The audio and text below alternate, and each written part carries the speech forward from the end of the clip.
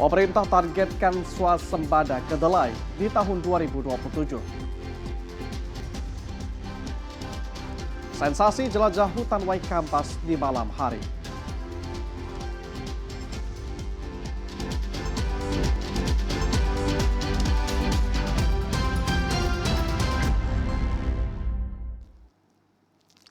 Selamat sore pemirsa Tabik pun.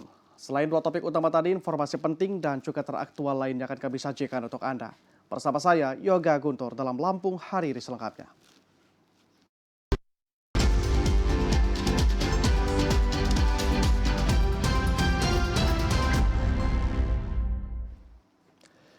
Mengawali informasi pertama, saudara ratusan santri di Kecamatan Penawartama, Tulang Bawang menggelar pawai obor mengelilingi kampung setempat.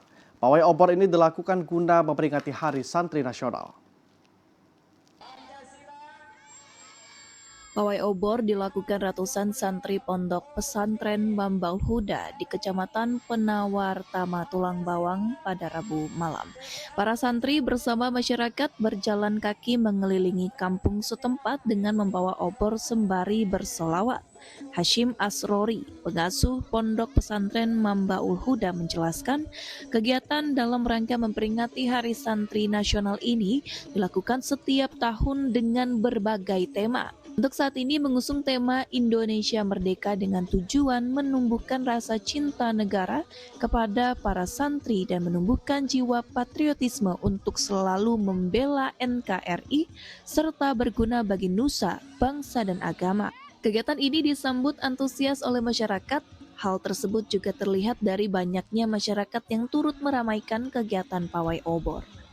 Untuk malam hari ini kegiatan kita adalah pawai obor dalam rangka memperingati Hari Santri Nasional di tahun 2025. Tujuannya adalah untuk menumbuhkan rasa cinta terhadap pendidikan keagamaan, khususnya pondok pesantren, TPA, TPQ, serta mengenang, meneladani, serta meneruskan perjuangan para santri dan ulama. Pada peringatan Hari Santri Nasional ini diharapkan seluruh santri lebih mengedepankan kegiatan keagamaan dan turut serta menjaga kondusivitas demi kemajuan bangsa. Johan Argena Putra, TVRI Lampung melaporkan. Ya, saudara, ribuan peserta mengikuti kegiatan Hari Santri Nasional ke-10 tahun ini yang dipusatkan di lapangan Magarti, Kecamatan Tubi Jajar, Kabupaten Tulang Bawang Barat. Jalan sehat dan senam santri diikuti masyarakat dan para santri dari berbagai pondok pesantren. Bupati Tulang Bawang Barat, Nofri Wanjaya bersama Wakil Bupati Nadir Syah turut hadir dan memimpin langsung jalan sehat dan senam santri bersama masyarakat dan para santri dari berbagai pondok pesantren di Tubaba. Dengan mengenakan sarung, para pejabat daerah turut membaur dalam suasana penuh semangat dan kehangatan.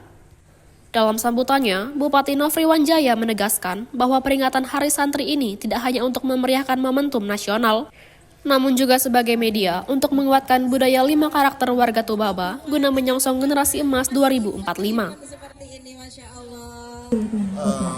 Karena kita dari pusat terus membangun sumber daya manusia untuk persiapan menghadapi Indonesia Emas tahun 2045. Tubaba pesantren adalah garda terdepan untuk pembangunan sumber daya manusia di Kabupaten Tulang Bawang Barat.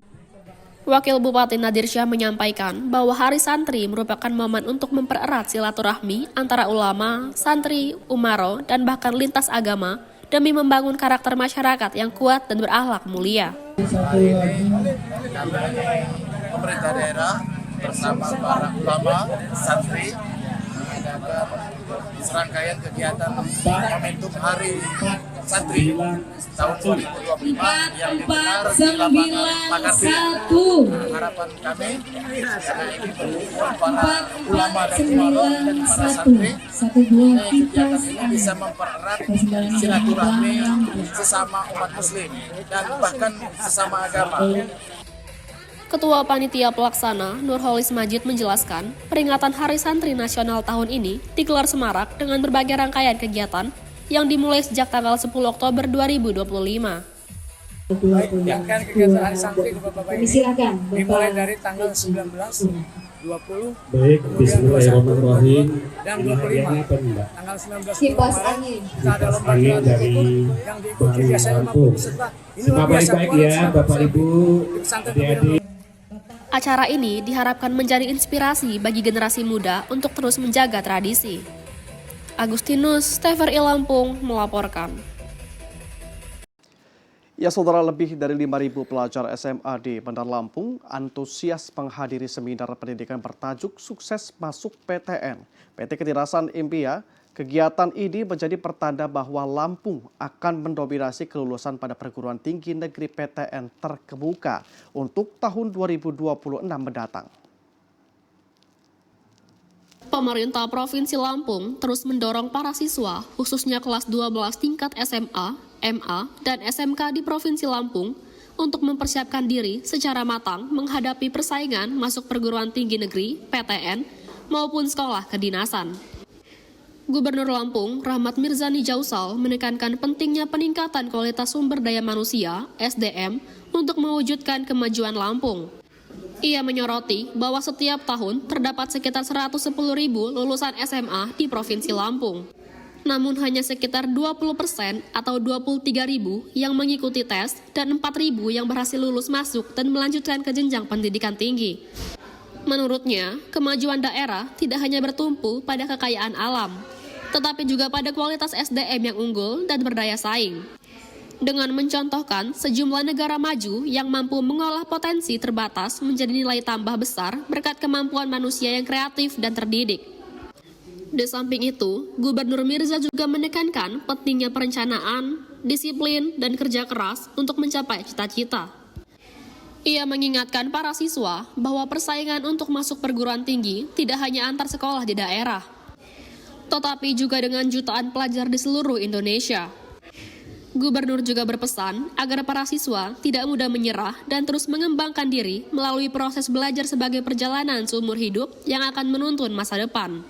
Agus Mukni Hakim, TVRI Lampung, melaporkan. Ya saudara, pemerintah Provinsi Lampung mencabut peraturan daerah nomor 18 tahun 2014 tentang wajib pelajar 12 tahun.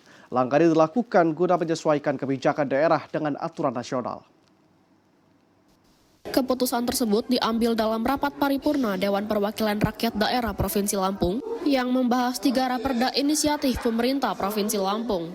Di antara agenda tersebut terdapat pengusulan pencabutan perda wajib belajar 12 tahun yang selama ini diberlakukan oleh Pemprov Lampung. Menurut Sekretaris Daerah Provinsi Lampung, pencabutan tersebut didasarkan pada perubahan tanggung jawab pengelolaan pendidikan dasar dan menengah yang kini berada di tingkat kabupaten kota sehingga perda provinsi dianggap tidak lagi relevan. Ketua Komisi 5 DPRD Provinsi Lampung, Yanuar Irawan, mengatakan langkah mencabut regulasi lama ini bukan mengurangi komitmen terhadap pendidikan, melainkan memperkuat regulasi agar lebih tepat sasaran sesuai dengan kewenangan dan kondisi daerah. Untuk pendidikan daerah itu ada pembagian kewenangan, yaitu SD SMP itu menjadi kewenangan kabupaten kota, sementara kewenangan provinsi itu hanya SMA, SMK, dan SLB sederajat.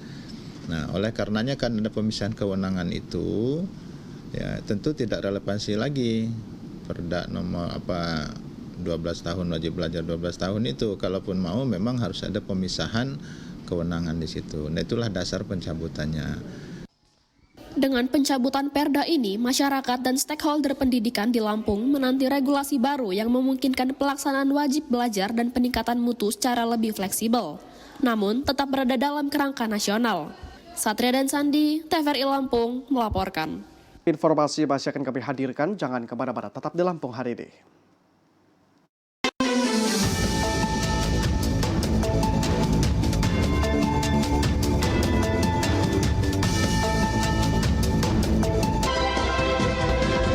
Anggota DPRD Provinsi Lampung Hayus Nadi, ST dari Dapil 8 Lampung Timur mensosialisasi pembinaan ideologi Pancasila dan wawasan kebangsaan yang bertempat di Kabupaten Lampung Timur. Sosialisasi ideologi Pancasila dan wawasan kebangsaan didasari Peraturan Menteri Dalam Negeri Nomor 71 Tahun 2012 yang mana program ini dengan segera disosialisasikan oleh anggota DPRD Provinsi Lampung. Dalam sosialisasi, anggota DPRD Provinsi Lampung ini menjelaskan arti penting dari wawasan kebangsaan dan menanamkan cinta tanah air. Dirinya juga berharap melalui sosialisasi ini dapat menjaga nilai-nilai kebangsaan seperti gotong royong, musyawarah mufakat, toleransi perbedaan guna menjaga nilai kesatuan bangsa.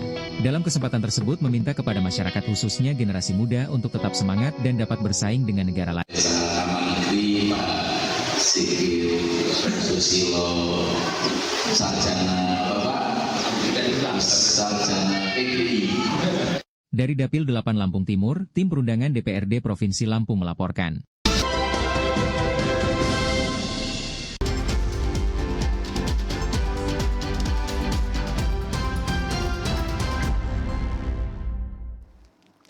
Anda masih bersama kami dalam Lampung hari ini.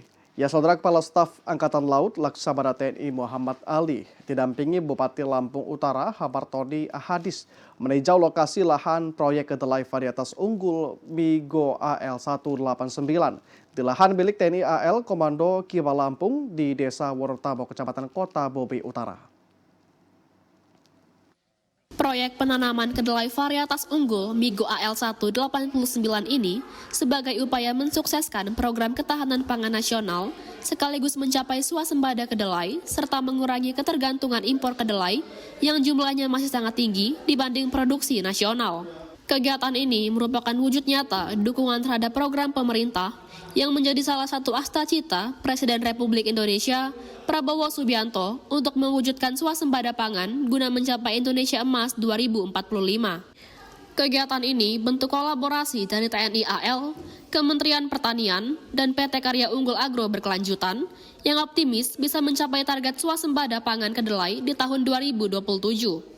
Ada sekitar 30 hektar lahan masyarakat yang ditebar bibit kedelai berpotensi menghasilkan sekitar 60 ton lebih kedelai. Bupati Lampung Utara, Hamartoni Ahadis menegaskan, pemerintah daerah mendukung program bibit varietas unggul Migo AL 189 milik TNI AL dikembangkan di Lampung Utara. Terlebih, kualitas biji yang di atas rata-rata dan jumlah biji dalam satu rumpun yang banyak. Alhamdulillah untuk hasilnya ini memuaskan Pak, karena kita juga ini diburu dari 30 hektar ini, insya Allah mudah-mudahan bisa menghasilkan 60 ton. Seorang pemilik lahan, Sri Sumanis menjelaskan, bibit kedelai Migo AL 189 ini memiliki kualitas bagus dan jumlah biji yang mencapai 500 butir lebih dalam satu rumpun. Bahkan, lahan di Lampung Utara ini cocok ditanam bibit kedelai Migo AL 189. Ya, kalau pengembangan varietas bibitnya itu kan rencana tidak lanjut dari inovatornya ataupun ininya, kemudian itu nanti dikoordinasikan ke Kementerian Pertanian, karena itu kewenangan pemerintah pusat dalam ini ke Kementan ya, dan kementerian daerah. Jadi inovatornya dan Prof. Saibun itu yang melakukan penyelidikan terhadap varietas Migo itu tadi. Aji Rezanuddin, TVRI Lampung, melaporkan.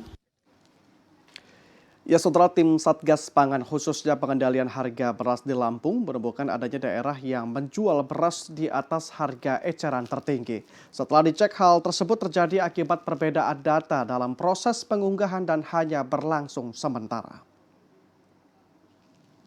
Satuan Tugas Satgas Pangan memantau harga beras di sejumlah pasar tradisional dan pasar modern di Lampung. Dalam penelusurannya, tim sempat menemukan adanya daerah yang menjual di atas harga eceran tertinggi atau HET. Setelah ditelusuri, perbedaan harga terjadi akibat perbedaan data dalam proses pengunggahan dan hanya berlangsung sementara. Kini, kondisi harga telah kembali normal tanpa permasalahan signifikan. Harga beras premium di Bandar Lampung saat ini dibanderol berkisar Rp14.900 per kilogram. Sementara beras medium lebih murah di angka Rp13.500 per kilogram. Adapun beras stabilisasi pasokan dan harga pangan atau SPHP dijual dengan harga Rp12.500 per kilogram. Dalam rapat yang dilakukan stakeholder terkait, Satgas Pangan mengajak masyarakat untuk turut berperan aktif dengan melaporkan jika menemukan harga beras di atas HET. Tim terus memantau hingga ke kabupaten dan kota di Lampung. Salah satu wilayah yang kami sebutkan tadi yang mengakibatkan adanya salah satu wilayah untuk beras harga eceran tertinggi melebihi dari HET. Setelah kami lakukan klarifikasi dan pengecekan langsung ke ke wilayahnya memang terjadinya perbedaan data.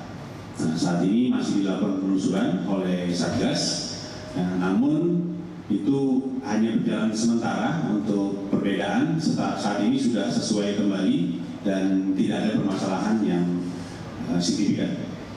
Berdasarkan hasil pemantauan sementara, harga beras di 15 kabupaten kota di bawah HET dan situasi masih kondusif. Agus Mukni Hakim, TVRI Lampung, melaporkan.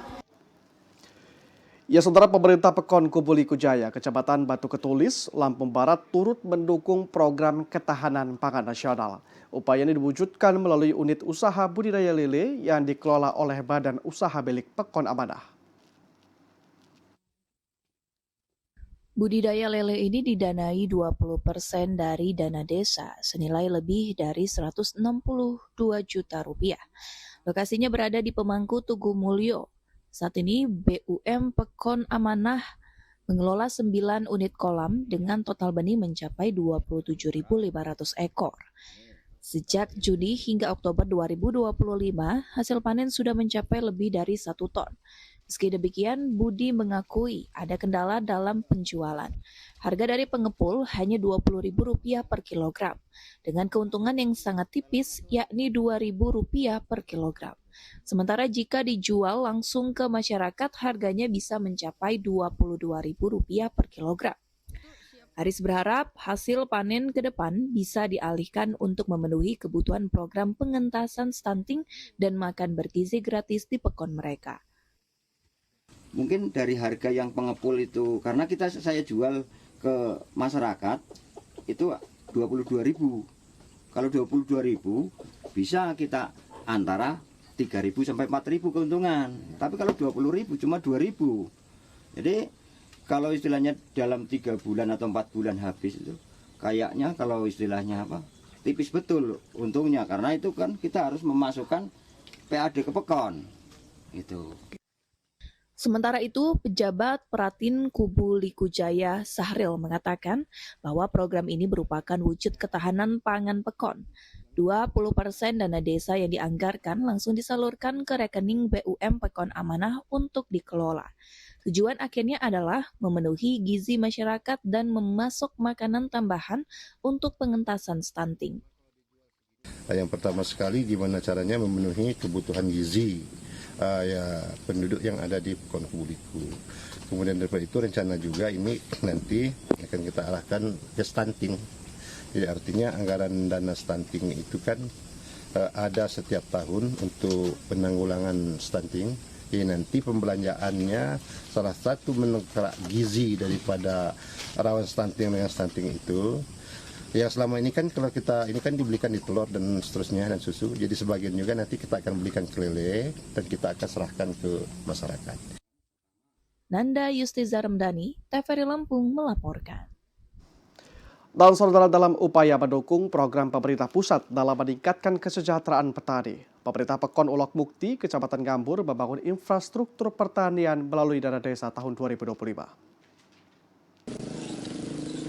Guna meningkatkan kesejahteraan petani serta mendukung program pemerintah pusat dalam pembangunan sektor pertanian, pemerintah Pekon Ulok Mukti, Kecamatan Gambur, Kabupaten Pesisir Barat, melaksanakan pembangunan infrastruktur pertanian yang bersumber dari dana desa tahun anggaran 2025.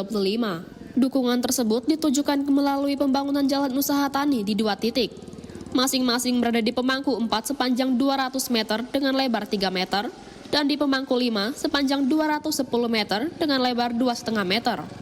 Untuk mendukung kelancaran akses, pemerintah Pekon juga membangun 9 titik gorong-gorong penunjang infrastruktur jalan tani, serta 1 titik drainase sepanjang 20 meter di Pemangku 5. Langkah ini merupakan inisiatif pemerintah desa atas usulan masyarakat. Mengingat sebelumnya, infrastruktur pertanian di wilayah tersebut masih sangat terbatas sehingga menyulitkan petani dalam mengakses lahan maupun mengeluarkan hasil panen. Untuk di Panjiwayang ini khususnya memang sangat dibutuhkan karena di samping memang belum ada untuk rabat beton ini memang sangat mendukung untuk peningkatan perekonomian masyarakat, khususnya untuk mengangkut hasil bumi, kemudian ya untuk transportasi masyarakat di lingkungan Panjiwayang ini. Sahidin sebagai warga setempat mengucapkan terima kasih atas perhatian pemerintah Pekon maupun pemerintah pusat yang telah memprioritaskan pembangunan di sektor pertanian. Menurutnya, jalan yang telah dibangun memudahkan warga dalam menjalankan pekerjaan sampingan sebagai tukang ojek, sehingga pendapatannya saat ini meningkat dari sebelumnya. Ya alhamdulillah bisa dibantu. Dengan adanya jalan pembangunan ini bisa kita ngeluarin hasil bumi ini enak. Memang sebelumnya seperti apa sih Pak kondisi jalan ini? Ya parah lah jalan ini. Licin, terus berlubang. Andre Alessande, TVRI Lampung melaporkan. Ya, saudara, pembangunan jalan lingkungan sepanjang 100-an meter di Gang Murni 4, Dusun 2A, Desa Fajar Baru, Lampung Selatan akhirnya selesai. Setelah sekian tahun menanti, ruas jalan RA Basyid, Gang Murni 4, Dusun 2A, Desa Fajar Baru, Lampung Selatan akhirnya terbangun. Jalan underla beralaskan tanah dan bebatuan kini tinggal kenangan dan disulap menjadi jalan yang mulus. Masyarakat sekitar yang sebelumnya harus ekstra hati-hati saat melintas menggunakan kendaraan saat ini telah lancar. Warga dapat beraktivitas rutin di atas badan jalan yang layak. Kepala Dusun 2A, Junaidi mengatakan jalan lingkungan ini dibangun menggunakan dana desa tahun 2025. Pembangunan jalan rabat beton itu dikerjakan selama 11 hari. Sebagian besar pekerjanya berasal dari masyarakat setempat. Kadus bersama warga mengaku bersyukur dan mengapresiasi Kepala Desa Fajar Baru, Agus Budiantoro, yang telah peduli terhadap lingkungan mereka. Selain merasakan manfaat dana desa, tahapan pengerjaan jalan rabat beton ini juga sangat terbuka. Mulai dari perencanaan pembangunan melibatkan warga, hingga besaran anggaran yang digunakan juga disebar secara transparan ke masyarakat. Karena sebelum pengerjaan, warga murni diundang lebih dulu oleh para pamong untuk membahas soal pembangunan jalan. Junaidi mengajak warga untuk bersama menjaga dan merawat jalan tersebut agar bertahan lama sehingga rutinitas terus berjalan lancar. Berharap kepada masyarakat untuk supaya menjaga kualitas jalan ini supaya lebih awet dan bisa dinikmati untuk seluruh masyarakat yang melintas jalan tersebut. Dan anggaran ini kita menggunakan dana desa dan pekerjaan ini memakan waktu lebih kurang 11 hari dari mulai persiapan sampai dengan selesai. Diketahui, total jalan ruas lingkungan di Gang Murni 4 Dusun 2A yang dibangun ini sepanjang 136 meter dengan lebar 3 meter. Warga berharap di tahun berikutnya pembangunan serupa terus berlanjut di dusun mereka. Karena rumah penduduk semakin bertambah dan jalan di Gang Murni lainnya sampai saat ini masih underlah. Saat hujan deras turun, jalan berlumpur dan saat kemarau jalan menjadi berdebu. Edwin Febriansyah, TVRI Lampung melaporkan. Saudara, Polres Mesuji menggerebek pasangan suami istri terduga pengedar sabu di Desa Sindang Makmur, Kecamatan Rawajito Utara, Mesuji kemarin. Kasat Narkoba Polres Mesuji Ibtu Andi Ruiswandi memimpin penggerebekan rumah suami istri pengedar sabu berinisial RP 50 tahun dan RH 47 tahun. Saat penangkapan, tersangka sedang mengemas paket sabu dengan timbangan dan klip plastik. Tersangka tidak menduga kedatangan polisi. Mereka membuang beberapa paket sabu ke tumpukan sampah di bawah jendela kamar. Polisi melanjutkan penggeledahan rumah hingga menemukan barang bukti lain termasuk uang tunai diduga hasil penjualan narkoba. RH seketika mengamuk hendak merampas barang bukti uang tunai dari tangan polisi. Ia mengakui uang tunai itu hasil penjualan gabah. Polisi membawa suami istri itu ke Polres Mesuji guna pemeriksaan lebih lanjut. Ibtu Andi Ruiswandi mengatakan suami istri RP dan RH sudah lama menjadi target operasi. Pasangan itu mengedarkan sabu lintas kabupaten karena diduga memiliki jaringan cukup banyak. Baik Pak Kasat, kita sore ini melakukan penggerebekan apa Pak Kasat? Kita berhasil mengamankan suami istri sebagai pengedar narkoba. Mobilnya ketemu Pak? Kemudian barang bukti Rawajito Utara. Barang buktinya Pak Kasat? Barang bukti yang kita amankan sabu-sabu, timbangan dan klip. Jaringannya Pak Kasat? Jaringan kabupaten, lintas kabupaten. Kedua tersangka dijerat dengan pasal 114 dan pasal 112 Undang-Undang Nomor 35 Tahun 2009 tentang narkotika dengan ancaman hukuman minimal 6 tahun dan maksimal 20 tahun penjara. Agustinus TVRI Lampung melaporkan. Ya saudara, banyak cara dilakukan pemerintah maupun masyarakat untuk melestarikan budaya daerah.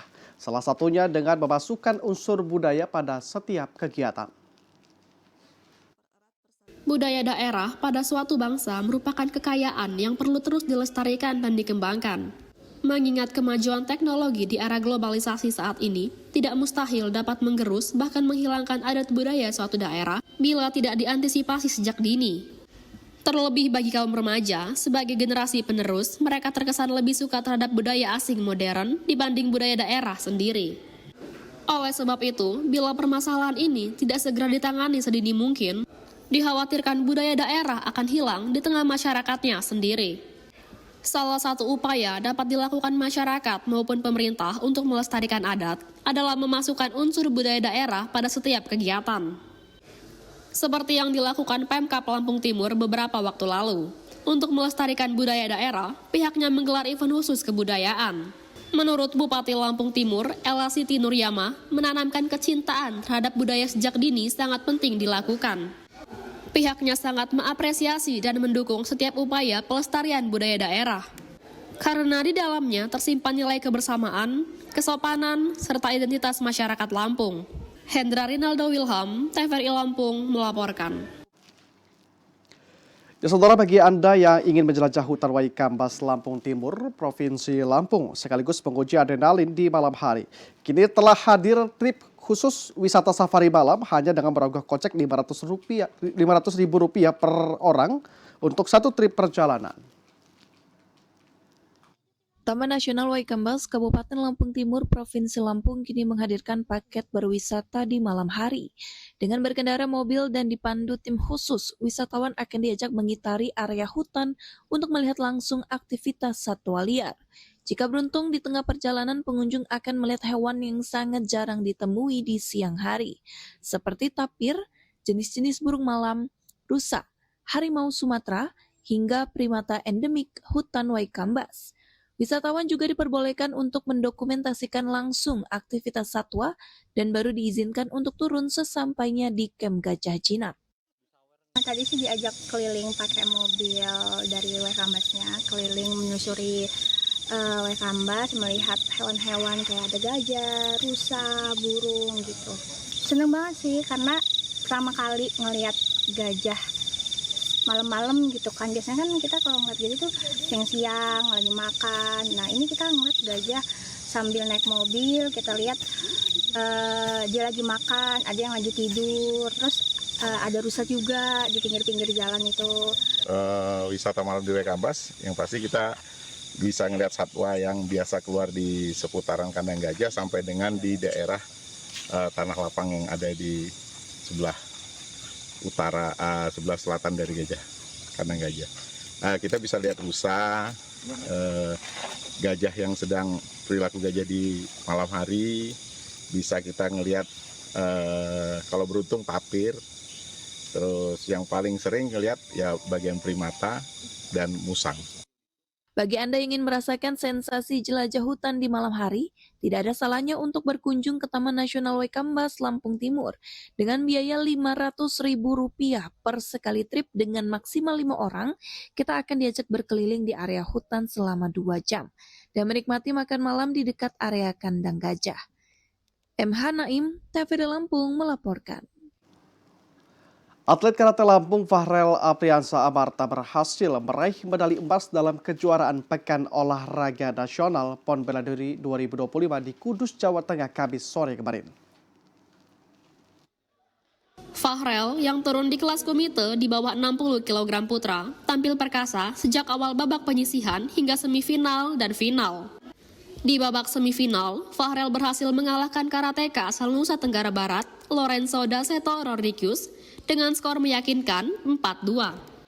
Pada laga final, Fahrel Apriansyah Amarta juga berhasil mengalahkan karateka asal Jawa Timur, Muhammad Rizky Romadoni, dengan skor 4-4. Meski skor imbang, Fahrel menang dalam sensu atau yang mendapatkan poin. Meski mendapat lawan yang imbang, namun berkat kegigihannya, Fahrel berhasil memenangkan pertandingan dan meraih medali emas untuk kontingen Lampung. Wakil Ketua 2 KONI Lampung yang menyaksikan langsung pertandingan itu menyatakan rasa bangga atas perjuangan Fahrel.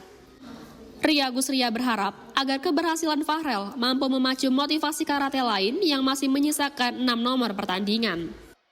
Syukur alhamdulillah ini akan menjadi spirit untuk menambah juga semangat atlet-atlet yang akan turun besok, baik dari karate maupun dari wushu.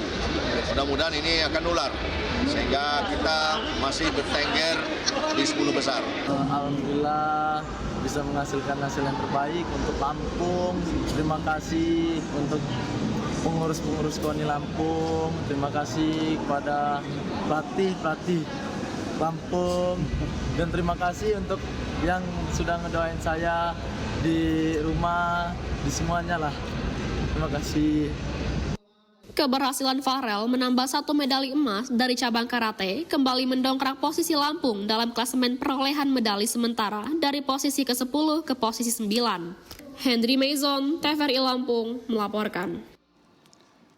Sementara itu, cabang karate nomor kata perorangan putra dan putri yang menurunkan Septriani dan Ocil Jundi Simarmata juga berhasil menyumbang 2 medali perunggu di PON Bela Diri Kudus 2025.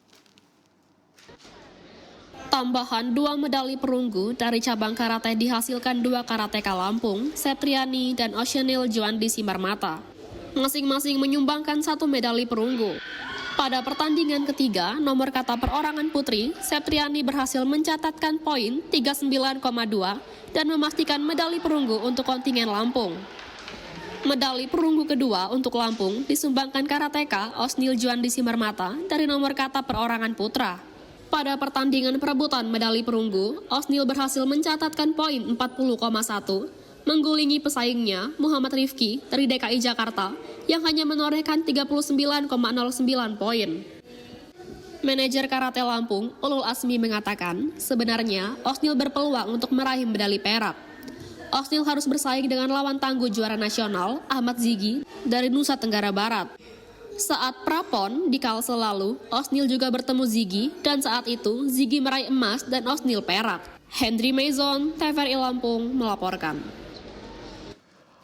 Pemirsa, untuk mengetahui informasi perakiraan cuaca berikut kami sampaikan informasi perakiraan cuaca esok Sabtu 25 Oktober 2025 yang disampaikan forecaster Badan Meteorologi, Klimatologi, dan Geofisika BMKG Lampung berikut ini. Assalamualaikum warahmatullahi wabarakatuh. Tabi pun. Selamat sore pemirsa dan sobat BMKG dimanapun Anda berada. Kami dari BMKG kembali menyapa pemirsa untuk menyampaikan informasi perakiraan cuaca Provinsi Lampung yang berlaku untuk esok hari Sabtu 25 Oktober 2025. Bersama dengan saya Iqbal Arif Pangestu, berikut informasi selengkapnya. Pada pagi hari secara umum wilayah Lampung diperkirakan cerah berawan hingga berawan. Terdapat potensi hujan ringan hingga sedang di wilayah Lampung Timur dan Lampung Selatan. Kemudian untuk siang hingga sore hari, hujan berpotensi meluas ke sebagian besar wilayah Lampung. Kami menghimbau kepada masyarakat untuk mewaspadai adanya potensi hujan lebat yang dapat disertai petir dan angin kencang di wilayah Lampung Barat, pesisir barat, Tanggamus, Pringsewu, Lampung Utara, Lampung Selatan, Lampung Timur, dan Lampung Tengah. Kemudian untuk malam hari, sebagian besar wilayah Lampung diperkirakan berawan. Masih terdapat potensi hujan dengan intensitas ringan hingga sedang di wilayah Hawaii kanan.